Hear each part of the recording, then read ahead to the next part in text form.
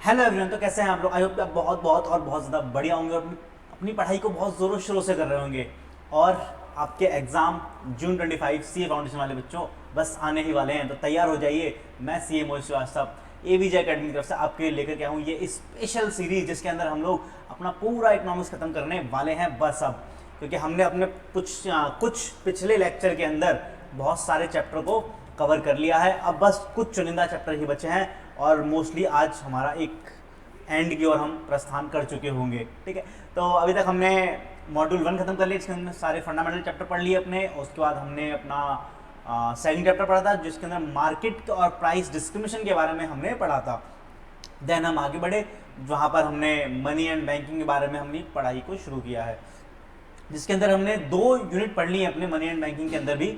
अब हमें पढ़ना है एक बहुत important unit money and banking का ही 3.1। जी हाँ, हमने 3.2 और 3.3 खत्म कर लिया है और 3.1 आज खत्म करेंगे। मनी एंड बैंकिंग में से हमने पहले बैंकिंग को खत्म कर लिया है, अब हमें पढ़ना है मनी वाला पोर्शन इसके अंदर का। चलिए बिना किसी देरी के इसको शुरू करते हैं, क्योंकि बहुत ज़्यादा इंपॉर्टेंट है ये भी और एग्जाम में यहाँ से क्वेश्चन आने ही वाले हैं।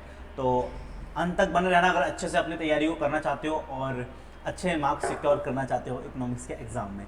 चलिए, तो सबसे पहले money types, feature and function, money के बारे में पढ़ना है, जिसके अंदर हम लोग पढ़ने वाले हैं मनी कितने टाइप की होती है, क्या क्या मनी के फीचर होते हैं और क्या क्या इसके फंक्शन होते हैं, यानी मनी क्या क्या कार्य कर सकती है। आई गेस ये तो प्रैक्टिकल वर्ल्ड में हम लोग काफ़ी कुछ देखते हैं कि क्या मनी है, कैसे फीचर हैं, क्या मनी से हो सकता है, आपको बहुत अच्छे से पता है। But from the point of view of theoretical aspect और कॉन्सेप्चुअल एस्पेक्ट, एग्जाम में क्वेश्चन दूसरे तरीके से आ सकते हैं कि हमने जो प्रैक्टिकल सोचा है, जरूरी नहीं कि थियोरेटिकल उसी लैंग्वेज में लिखा हो, हमें वो लैंग्वेज समझनी है। तो चलिए इसको समझते हैं, आइए। चलो, तो before the introduction of money, barter system was in vogue और prevailed. It is an old method of exchange. ठीक है, सबसे पुराना मेथड है एक्सचेंज का barter system.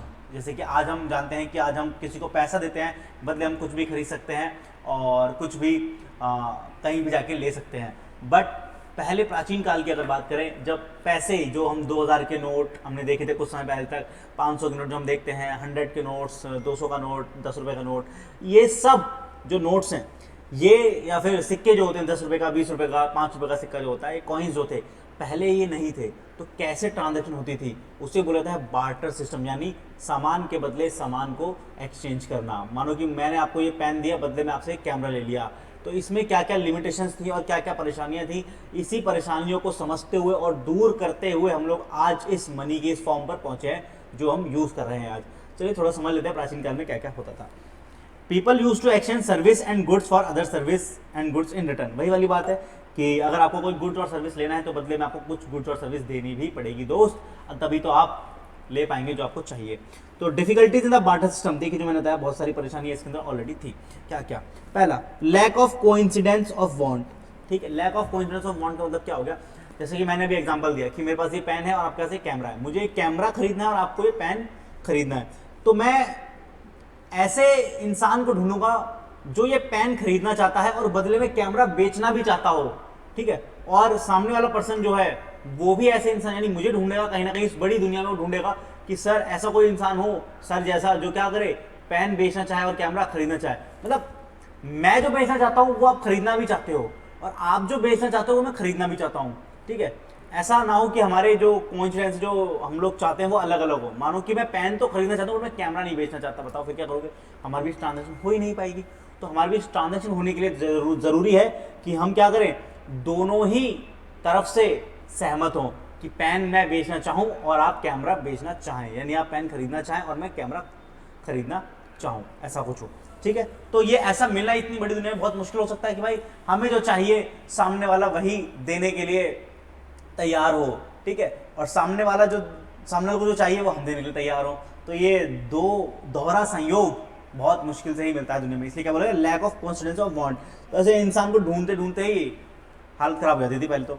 Lack of store of value, हम वैल्यू को स्टोर नहीं कर पा रहे थे। जैसे कि मानो ये तो कोई पेन और कैमरे का, अगर हम बात करें किसी ऐसे आइटम की जो पेरिशेबल नेचर का होता है या खाने पीने के आइटम की बात करें, तो वो तो अगर मैं स्टोर कर लूंगा और मुझे 10 दिन बाद ट्रांसफर करनी होगी, अगर मुझे ऐसा आदमी मिलता है जो 10-15 दिन बाद मुझे दिखा कि अच्छा इसको ये खाने का आइटम चाहिए और ये बदले में मुझे ये कैमरा बेचना चाहता है, तो भाई खाने का आइटम तो खराब हो जाएगा, स्टोरेज कैपेसिटी नहीं है उसमें, तो ट्रांसफर हो ही नहीं पाएगी।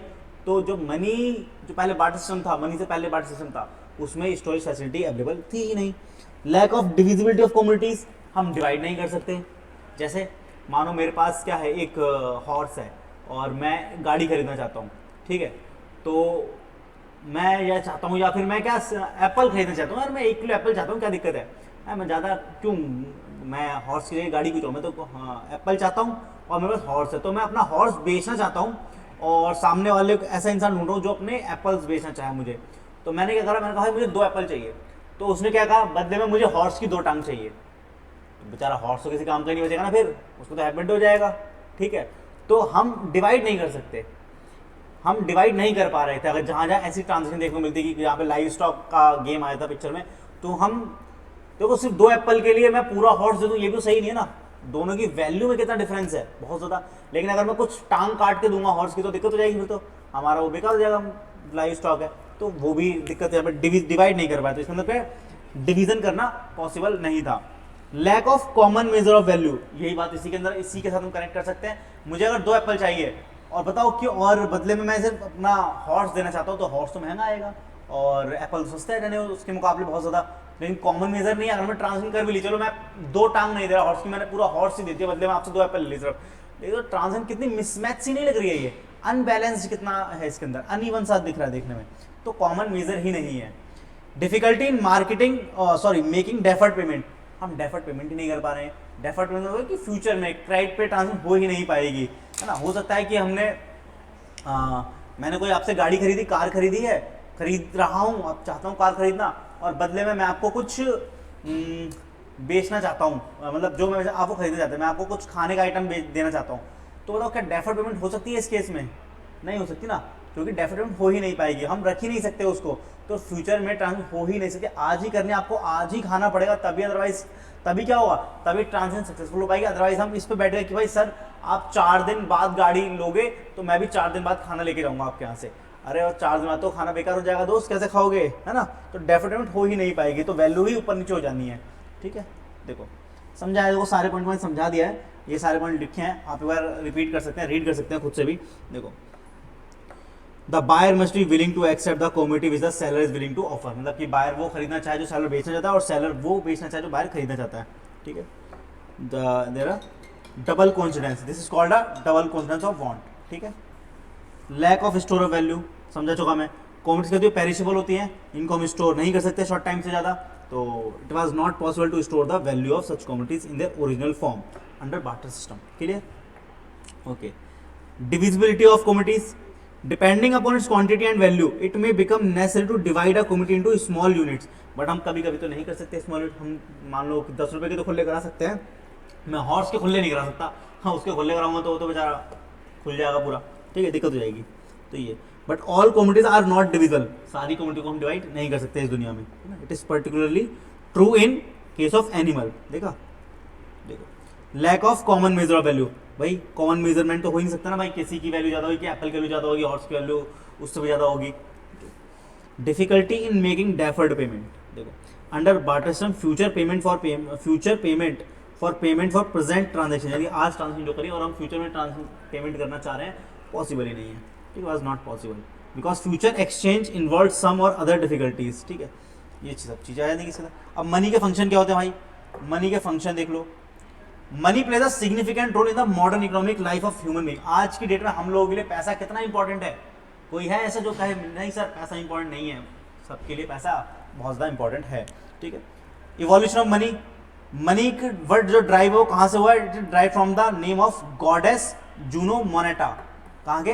रोम की। तो रोम की कोई गॉडेस थी जिनके नाम पर मनी पड़ा, इनका नाम क्या था? जूनो मोनेटा, ठीक है, यहीं से हमने मोनेटा से मनी बना लिया, ठीक है, ये मतलब है। Definition of money, money was invented to overcome the difficulties of barter system, तो मनी का जो उद्घाटन किया गया, मनी का जो प्रचलन में लाया गया, उसके पीछे रीजन क्या रहा? उसके पीछे रीजन यही रहा कि जो बार्टर सिस्टम की कमियां हैं उनको दूर किया जा सके, ठीक है। तो रॉबर्टसन ने क्या बोला? As anything which is widely accepted in payment for goods और in discharge of other kind of business obligation, Robertson ने बोला भाई कुछ भी ऐसा जो क्या कर सकता है, दुनिया भर में जनरली एक्सेप्टेड है, उसे मनी बोला जाएगा, ठीक है। फिर स्लाइगमैन ने क्या बोला? Money is one that possess general acceptability, सबने एक ही बात बोली घुमा फिरा करके, वॉकर, एलन वॉकर नहीं है ये, ठीक है, अब walker, money is what money does, money वो है जो मनी कर सकती है, तो मनी वो है जो मनी का कार्य कर सकती है, उसे मनी बोला गया, सिंपल। मनी चार टाइप की हो सकती है भाई साहब, commodity money, fiat money, fiduciary money और कमर्शियल बैंक मनी। तो देखो पहले कमोडिटी मनी, कमोडिटी मनी के अंदर आपका बार्टर सिस्टम वाला पॉइंट भी आ जाएगा, आपके जो रुपीज वाले हैं कॉइन्स भी आ जाएंगे, गोल्ड भी आ जाएगा, ये सब क्या है कमोडिटी मनी। कमोडिटी के अंदर क्या होता है गुड्स यानी आइटम, तो इसके अंदर गोल्ड भी आ गया, गोल्ड ने भी मनी की तरह काम करा कुछ समय तक, ठीक है। बार्टर सिस्टम तो हमने पढ़ ही लिया, बार्टर सिस्टम कितना चलता था पहले, तो ये सब क्या है कमोडिटी मनी। तो मनी किस वाली कमोडिटी टाइप की मनी। देखो it is the simplest and the oldest type of money, it is built on scarce valuable natural resource, जो नेचुरल रिसोर्स वैल्यूएबल है उनके आधार पे, and that act as a medium of exchange, store of value and unit of account, जिसको हम क्या कर सकते हैं मीडियम ऑफ एक्सचेंज बना सकते हैं, स्टोर ऑफ वैल्यू कर सकते हैं, यूनिट ऑफ अकाउंट कर सकते हैं।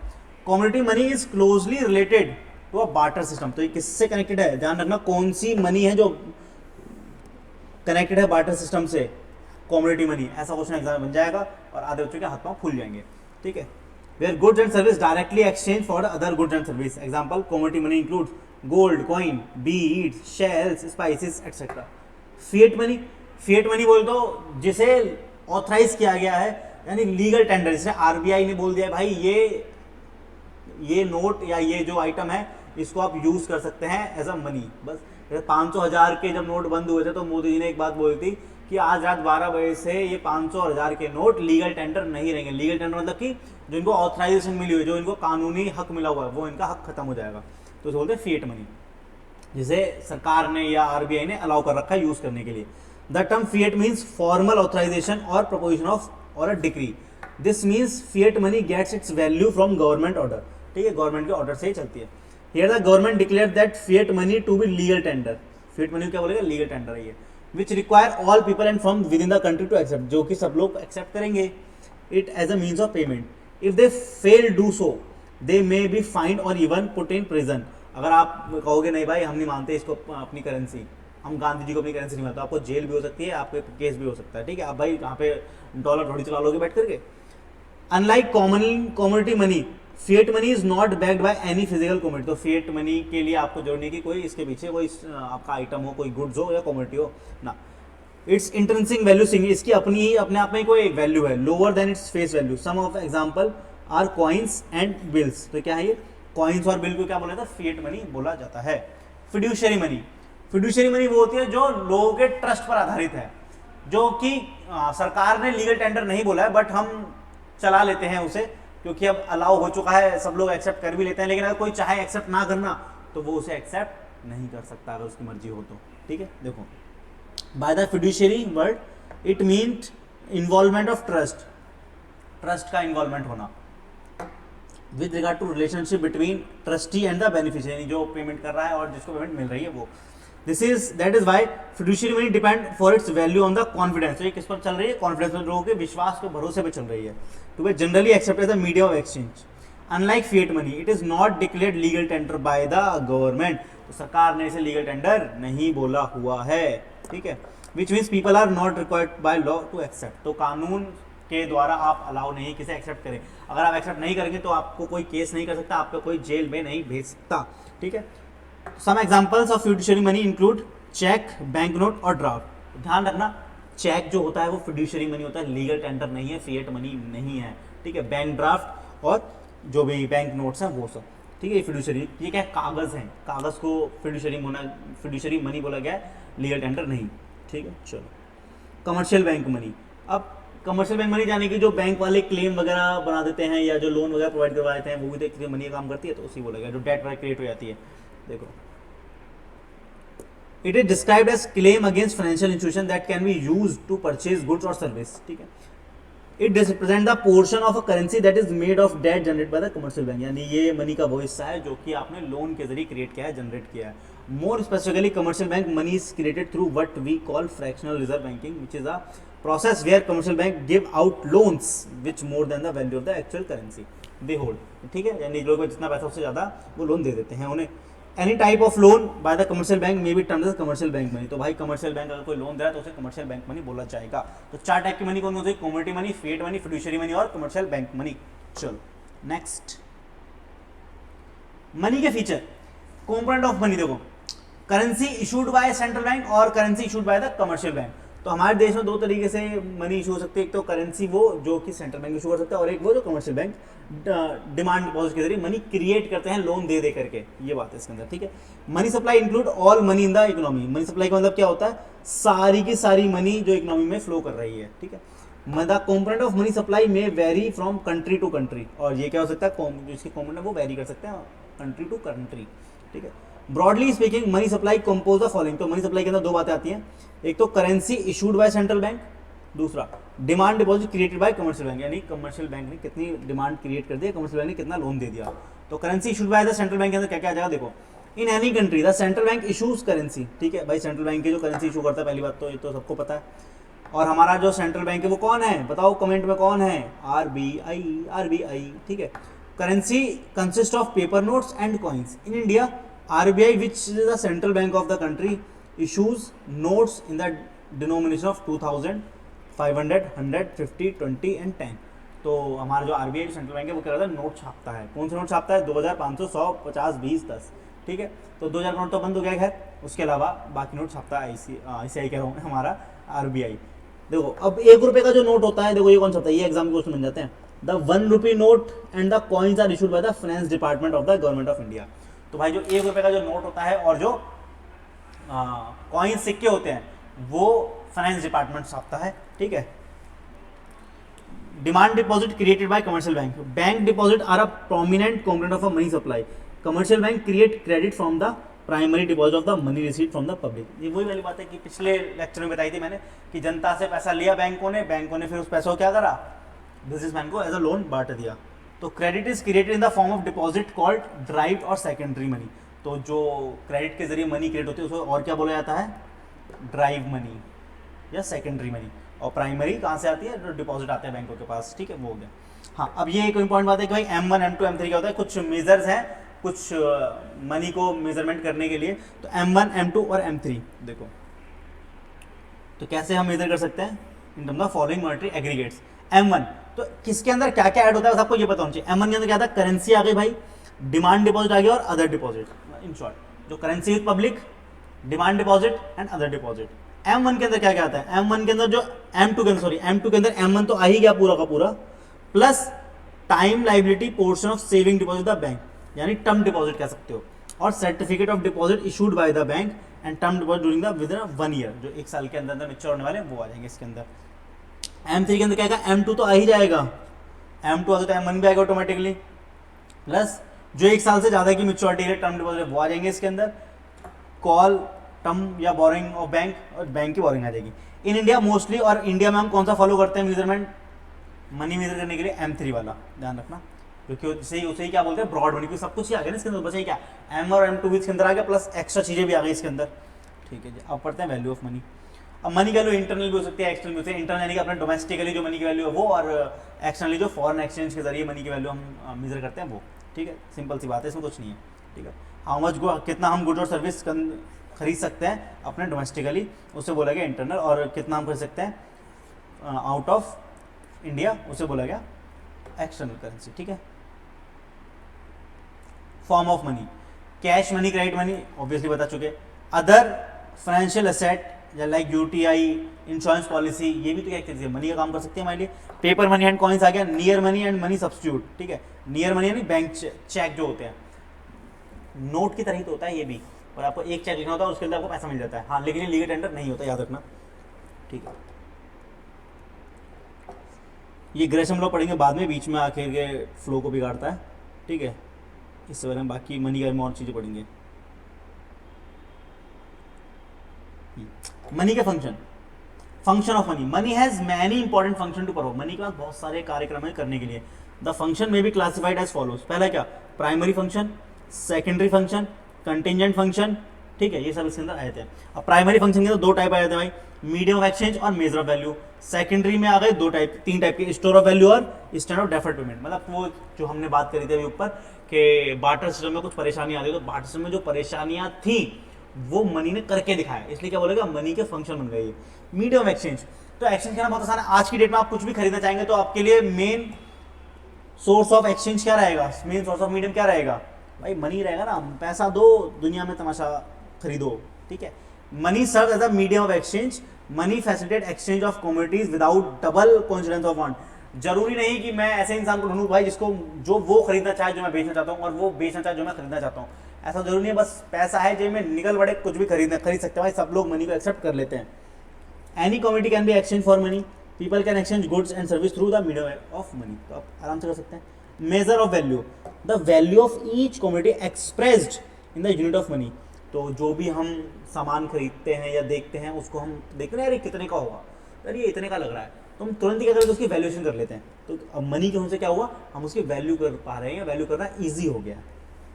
वी कॉल इट प्राइस, हम देखना प्राइस का करते हैं भाई कितने का होगा, तो प्राइस की बात हो रही है कहीं ना कहीं। In way of this function of money the value of different commodities can be compared and the ratio between the price of different commodities can be determined easily, ठीक है। Okay, secondary function, secondary function के अंदर क्या, store of value और standard of deferred payment. The value of commodities and service can be stored in the form of money. तो जो money की जो बात है उसे हम स्टोर कर सकते हैं। अभी हम देख रहे हैं कि भाई हम वहाँ पर फूड को या ऐसे आइटम को जिनकी वैल्यू चेंज होती है उनको हम स्टोर नहीं कर सकते, लेकिन आपने मनी को स्टोर कर लिया। आज आपने 100 रुपये तकिए के नीचे रखे हैं, 10 दिन बाद निकालोगे तो 100 रुपये ही निकलेंगे, ना तो 90 रुपये जाएंगे ना वो 110 रुपये जाएंगे, वो 100 रुपये ही रहेंगे। 10 दिन बाद के 10 साल बाद भी निकालोगे तो वो 100 का नोट ही रहेगा, बढ़ थोड़ी जाएगा या कम हो जाएगा, नहीं, वैल्यू तो उसकी तो नहीं रहेगी, ठीक है, 100 रुपये रहेंगे वो। Certain commodities are perishable. If they are exchanged for money before they perish, their value can be preserved in the form of money. ठीक है। Standard of deferred payment, money से आप क्या कर सकते हैं, उधार सामान खरीद सकते हैं और आप बाद में पेमेंट कर सकते हैं। वहाँ पर तो ऑप्शन नहीं था ना हमारे पास बार्टर सिस्टम में कि हम डेफर्ड पेमेंट कर पाएँ, तो यहाँ तो कर सकते हैं, आप तो लोन लेके भी कर सकते हैं, ठीक है। Transfer of money, money can be transfer from one person to another at any time at any place. और आज के डेट में कितना ईजी हो गया है, आपको कहीं से भी कहीं पे भी पैसा भेजना है तो आप यूपीआई कर सकते हैं, फोन पे, गूगल पे, कुछ भी कर सकते हैं, आसानी से भेज सकते हैं। ये तो हो गए प्राइमरी और सेकेंडरी, बट कुछ कंटिजेंट फंक्शंस भी होते हैं मनी के जो इसके अलावा भी मनी करता है। क्या, पहला क्या, देखो, measurement and distribution of national income. भाई नेशनल इनकम को डिस्ट्रीब्यूट करने के लिए काम आती है। जैसे national income of country can be measured in money by aggregating the value of all commodity. हम क्या कर सकते हैं, जितनी भी कमोडिटी क्रिएट हुई है, जितनी कमोडिटी हमने बनाई है, उसको हम क्या कर लें, जोड़ लें, उनकी सारी वैल्यू को निकाल लें।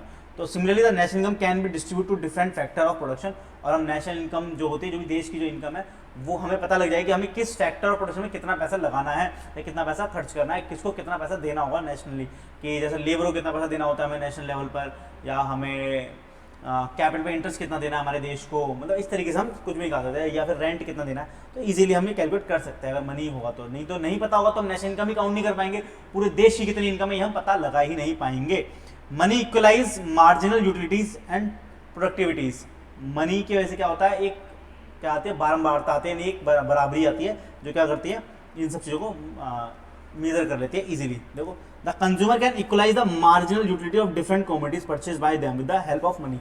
आप आइसक्रीम खरीदने गए, आइसक्रीम वाले ने बोला कि भाई अब मुझे कितने की आइसक्रीम, आइसक्रीम बोला कि 50 रुपए की आइसक्रीम है। आपने कहा हाँ ठीक है, क्या दिक्कत है। आपने तुरंत क्या करा, उसको अपने यूटिलिटी के हिसाब से, अपने मार्जिनल यूटिलिटी के हिसाब से आपने उसको मेजर कर लिया। हाँ यार ठीक है, मुझे इतनी भूख लग रही है, इतना मेरा मन कर रहा है आइसक्रीम खाने का, तो 50 रुपये पे कर सकते हो। तो आपने क्या करना, क्या करें यहाँ पर, आपने उसको मेजर कर लिया अपनी यूटिलिटी को। हाँ, एक दो आइसक्रीम खा लूँ, मजा आ जाएगा मेरे को, दो, अपने अपना मजे को भी क्या करा, मनी के साथ कनेक्ट कर दिया, ठीक है। लेकिन अगर वही बोला 500 रुपये की, तो आप कहते हैं हाँ 500 रुपये की थोड़ी होती है भाई, 500 रुपये की आइसक्रीम थोड़ी खाएंगे, क्योंकि इतना तो मन भी नहीं है और इतना तो हमारी इच्छा भी नहीं है जिससे हम 500 रुपये पे करें उस चीज़ के लिए। तो वो अपने यूटिलिटी को मेजर कर लिया जस्ट बिकॉज ऑफ मनी, ये चीज़ है। दे कैन दस मैक्सिमाइज देयर सेटिस्फैक्शन। तो आप अपने सेटिस्फैक्शन को मैक्सिमाइज कर सकते हैं। आपको पता है कि इतने रुपये में चीज़ नहीं आती तो मुझे इतना सेटिस्फैक्शन मिल जाएगा, ठीक है। Similarly the firms can also equalize the marginal productivities of different factor of production and maximize the profit. ऐसी कंपनी भी कर सकती है, अपने प्रोडक्टिविटी को मेजर कर सकती हैं और अपना प्रॉफिट बढ़ा सकते हैं। उन्हें लग रहा है कोई एम्प्लॉय है जो 50,000 रुपये दे रहे हैं बट वो उतना केपेबल नहीं है, तो क्या करेंगे, उसके लिए किसी और को लेकर करेंगे। उनसे समझ आएगा भाई प्रोडक्टिविटी उसकी बेकार आ रही है, तो उतना एफिशिएंट है ही नहीं, हम इसको इतना सैलरी दे रहे हैं तो कोई फायदा नहीं हो रहा हमारा, तो चेंज करो इसको और अपने हिसाब से प्रॉफिट ज़्यादा कमाओ जो क्योंकि ज़्यादा आउटपुट बना करके देगा, ठीक है। Basis of credit, credit is created by bank from out of the primary deposit of money. The money supply of credit in an economy is dependent on the supply of nominal money. It is not possible to create credit if there is no reserve money. अब देखो ऐसा तो हो ही सकता है ना कि अगर बैंक के पास बहुत सारा डिपॉजिट, 1 लाख का डिपॉजिट आ गया, बैंक वाले पूरा ही 1 लाख रुपए क्या कर दे, लोन के माध्यम से जनता को पहुंचा दे। अगर ऐसा कर दिया तो क्या हो जाएगा, कल को जिस किसी और बंदे ने पैसा जमा करा था बैंक में, वो आएगा बैंक के पास और कहेगा सर मेरा पैसा 1 लाख में से 50,000 रुपये दे दो, मेरे को निकालने हैं, मेरे को कुछ काम है। अब बैंक वाला कहेगा जी सॉरी हम तो आपका पैसा किसी और को लोन दे दिया, तो दिक्कत हो जाएगी। इसलिए क्या बोला गया, बैंकों को क्या करना होता है, एक सर्टेन परसेंटेज में रिजर्व क्रिएट करना होता है, जिसे रिक्वायर्ड रिजर्व रेशियो बोला जाता है, लीगल रिजर्व रेशियो बोला जाता है।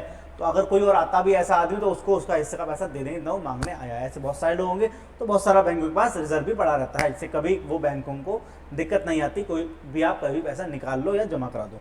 ठीक है। Liquidity, money is the most important liquid asset. तो भाई सबसे ज्यादा लिक्विड एसेट तो क्या है, मनी है। और लिक्विड एसेट का मतलब क्या होता है, वो एसेट जो बहुत जल्दी क्या हो जाएंगे, कैश में कन्वर्ट हो जाएंगी। तो it is superior to all others. तो मनी लिक्विडिटी के मामले सबसे ऊपर है।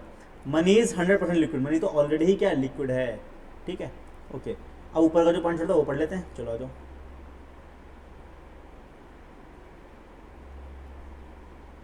तो बात हो गई मनी की पूरी। अब देखो अलग अलग लोगों ने मनी को अपने अपने वे से कैसे एक्सप्लेन करा है, थोड़ा सा देख लेते हैं। अब ग्रेशम लॉ पढ़ लेते हैं। तो देखो, तो ग्रेशम भाई का लॉ क्या कहता है, the law states that the bad money drives good money out of circulation. तो ग्रेशम भाई ने बोला देखो मैं एक लॉ बनाता हूं जिसके अंदर मैंने ये पता लगाया है कि जो बुरी मनी है वो अच्छी मनी को मार्केट से आउट कर देती है, जो बुरी मनी है वो मार्केट से आउट कर देती है अच्छी मनी को। सिंपल सा एग्जांपल है, अगर यहाँ पर हम देखें तो हम लोग मानो दो चीज़ों को फॉलो करते हैं, गोल्ड और अपना जो पेपर मनी है यानी जो करेंसी है इसको। अब देखो दोनों चीज़ों से हम ट्रांजेक्शन कर सकते हैं चाहे तो, बट हम करते किससे हैं, ये रद्दी वाले जो पेपर होते हैं, जो नोट होते हैं इनसे करते हैं। और जो गोल्ड है जो एज हम यूज़ करते हैं एज ए इन्वेस्टमेंट, जो हम अपने पास जमा कर लेते हैं, जिसका हम सब कुछ में लेके ही नहीं आते, उसको छुपा के रख लेते हैं। तो देखो क्या हुआ यहाँ पे, तो जो पेपर वाली मनी है जो चीप है, जो बैड है एक तरीके से, उसने क्या करा, ट्रांजेक्शन करने के लिए मार्केट में घुमाने के लिए गोल्ड जो कि एक क्या है, डियर मनी है, यानी एक प्रिय मनी है सबके लिए, उसको इकोनॉमी से आउट कर दिया, बहुत ज़्यादा कम कर दिया, और लोगों ने उसमें इन्वेस्ट करके रखना संभाल जरूरी सही समझा। तो इसे ही बोला गया ग्रेशम लॉ। एक तरीके देखो समझ आएगा अभी। This is true in case of bimetallism, यानी कि यहाँ पे दो मेटल की चीज़ें यूज होती हैं as a money, where two metal standards gold and silver operated side by side, in such case one metal currency drive the other out of the circulation. तो एक जो है वो दूसरे को हमेशा क्या कर देगी, हटा ही देगी। It also means that cheap money, कौन सी मनी, जो चीप मनी है वो डियर मनी को आउट कर देगी। डियर मनी यानी कि जो इंपॉर्टेंट वाली, जो इन्वेस्टमेंट के लिए यूज कर रहे हैं लोग। If a country use both money as well as metal money, people will use a paper money and hold the metal money. ये तो करते हैं हम, जो पेपर मनी है उसको यूज करते हैं और जो मेटल मनी यानी गोल्ड सिल्वर उसको जमा करके रखते हैं अपने पास। ठीक है, अब कुछ शॉर्ट टॉपिक है। क्वांटिटी थ्योरी ऑफ मनी, तो quantity theory of money deal with the relationship between quantity of money and price level of economy. तो quantity theory of money deal किससे करती है, क्वांटिटी मनी की क्वांटिटी, कितनी money की quantity market में है, और प्लस प्राइस लेवल कितना है, किसी एवरेज प्राइस लेवल कितना चल रहा है गुड्स और सर्विस का। ठीक है, तो इसके अंदर हमें कुछ 3 टॉपिक पढ़ने हैं। पहला टॉपिक किसने दिया, नाम याद रखना पड़ेगा हमें इसका, भाई किसने दिया ये, quantity theory of money by Irving Fisher. किसने दिया, इरविंग फिशर। तो इसने इक्वेशन दिया, हमें इसमें ना इक्वेशन याद रखनी है। तो भाई की इक्वेशन क्या थी, M V equal to P T. क्या रखना, M V equal to P T. अब एम वी का मतलब है मनी सप्लाई, पी टी का मतलब है मनी डिमांडेड। जहां पर अब एम सेपरेट देखो, एम का मतलब क्या होता है, money supply issued by legal authority. ठीक है, एम वी का मतलब मनी सप्लाई, और सिर्फ एम का मतलब है जो मनी की सप्लाई करी किसने, लीगल अथॉरिटी ने। वी बोलते वेलोसिटी, यानी कितनी बार मनी मार्केट में सर्कुलेट हुई। ठीक है, P for price level of, average price level of goods, जो भी जितने भी गुड्स होंगे एवरेज प्राइस निकाल लिया हमने, और टी फॉर टोटल आउटपुट यहाँ पर। ठीक है, तो the Fisher use the equation to show relation between money supply and the price level as a direct and proportional. तो ध्यान रखना यहाँ पे 3 ही पॉइंट हैं जो आपको याद रखना है। पहले तो ये टॉपिक किसने दिया, इरविंग फिशर ने। इक्वेशन क्या थी और इसने क्या बताया, इसमें रिलेशन बताया मनी सप्लाई का प्राइस लेवल के साथ, कैसा, वो भी डायरेक्ट रिलेशन बताया। बस इतनी सी बात याद रखनी है, आपका काम हो जाएगा। ठीक है, मेन पॉइंट वही चीज, रिपीटिशन है, डायरेक्ट प्रोपोर्शनल रिलेशनशिप होता है मनी सप्लाई और प्राइस लेवल के बीच में। हाँ, लेकिन इनवर्स रिलेशन होता है मनी सप्लाई और वैल्यू ऑफ मनी के बीच में, ये बात ध्यान रखनी है। डायरेक्ट किस में हुआ, मनी सप्लाई और प्राइस में, और इनडायरेक्ट किस में हुआ या इनवर्स किस में हुआ, मनी सप्लाई और वैल्यू ऑफ मनी में। ठीक है, और इनवर्स रिलेशन किस में हुआ, प्राइस लेवल और वैल्यू ऑफ मनी में। देखो जहां पे वैल्यू ऑफ मनी के साथ कंपैरिजन आ गया वहां पे इनवर्स रिलेशन हो गया, सीधी बात है। ठीक है, assumption, v is a velocity is a constant, gross national product is also constant, this theory assume money demand for transaction purpose only, किस लिए? फिर ट्रांजेक्शन पर्पज के लिए की कर रहे हैं हम लोग यहाँ पर ट्रांजेक्शन जो भी कर रहे हैं, ठीक है। क्रिटिसिज्म क्यों मिला भाई फिशर को? Fisher's equation is abstract and mathematical truism, it does not explain the process by which M effect P. इसने प्रोसेस नहीं बताया कि भाई जो एम है वो कैसे इफेक्ट कर रहा है पी को। इसने ये एज्यूम करा था कि entire M is use up in buying instantly, जो कि बिल्कुल गलत बात है। जरूर नहीं कि हमारे पास पैसा आएगा हम तुरंत ही कुछ ना कुछ खरीदने निकल जाएंगे, ऐसा थोड़ी होता है। हमारे पैसा आता है, हम रखते हैं, फिर सोचते हैं फिर क्या खरीदेंगे, उस पर कंपेरिजन करते हैं, फिर खरीदते हैं। और हमने आज कमाया तो हम कल खरीदेंगे, या फिर हो सकता है कि आज और आज ही आगे पैसा उड़ा देंगे, ऐसा तो कोई नहीं करता है, ऐसा थोड़ी होता है। तो ये काफ़ी एक अजीब सा अजम्पशन थी इसकी, जो कि क्रिटिसिज्म भी मिला भाई को फिर उसके लिए। The concept of full employment is a myth, और जो फुल एम्प्लॉयमेंट का जो कॉन्सेप्ट इसने अज्यूम किया था यहाँ पे वो क्या पूरी तरीके से मिथ है, क्योंकि अनएम्प्लॉयमेंट तो कुछ ना कुछ हर कंट्री में रहती ही रहती है। Even with full employment country can increase national output by bringing those factor which are not available within the country from abroad, ठीक है। अनएम्प्लॉयमेंट है भी, एम्प्लॉयमेंट फुल नहीं भी है, तो भी हम क्या कर सकते हैं, तो भी हम बाहर से इक्विपमेंट ला करके उसको बढ़ा सकते हैं काम को, ठीक है। सिर्फ ट्रांजेक्शन पर्पज के लिए हो रही है, ठीक है। हाँ बस। सेकेंड क्या है? Cash balance approach. Cash balance approach, और इसका दूसरा नाम क्या होता है? कैम्ब्रिज इक्वेशन या कैम्ब्रिज अप्रोच भी बोल सकते हैं। Cambridge university professor gives another equation which explain the value of money. तो कैम्ब्रिज के ही प्रोफेसर थे जो फिर हमारे कुछ महान शिक्षक थे जिन्होंने कैम्ब्रिज में रह करके इस इक्वेशन को जन्म दिया, ठीक है। तो इक्वेशन क्या है? m is equal to P K T. क्या इक्वेशन है? m is equal to P K T. वहाँ पे कहते हैं m is equal to P T, यहाँ पे क्या है? m is equal to P K T, ठीक है। इसमें m मतलब वही money supply for specific period of time, p for price level, k for cash balance, it is a part of the total income की cash balance कितना है, आप कितना रखना चाह रहे हैं कैश अपने पास, and t for total output, ठीक है।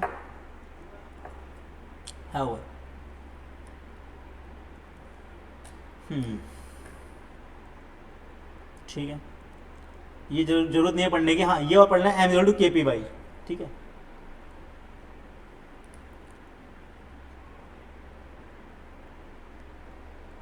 ठीक है, क्वांटिटी थ्योरी बाय कीन्स ने भी थ्योरी दी है भाई इसके ऊपर, मनी की क्वांटिटी के ऊपर। According to John Maynard Keynes the money supply affect the rate of interest. तो भाई कहता है कि रेट ऑफ इंटरेस्ट को इफेक्ट करता है money supply. When the money supply increase rate of interest will be decrease. क्या बोला? जब मनी सप्लाई इंक्रीज हो जाएगी तो इंटरेस्ट का रेट क्या हो जाएगा? कम हो जाएगा। It leads to the interest increase of investment level of employment, income, demand, price level etcetera. When the price level increase decrease in the value of money. तो प्राइस बढ़ता है तो वैल्यू ऑफ मनी में गिरावट होती है। तो Keynes के अकॉर्डिंग रेट ऑफ इंटरेस्ट कैसा है? डोमिनेंट रोल प्ले करता है इन द वैल्यू ऑफ मनी के अंदर, ठीक है। It's a theory with a general theory of value. ये किसके ऊपर बेस्ड है? जनरल थ्योरी ऑफ वैल्यू के ऊपर। In broader sense the term inflation refers to the persistent rise in general price level. तो इन्फ्लेशन का तात्पर्य किस चीज से होता है? जनरल प्राइस लेवल से, मैंने पहले ही बताया हुआ है, over period of long time, ठीक है।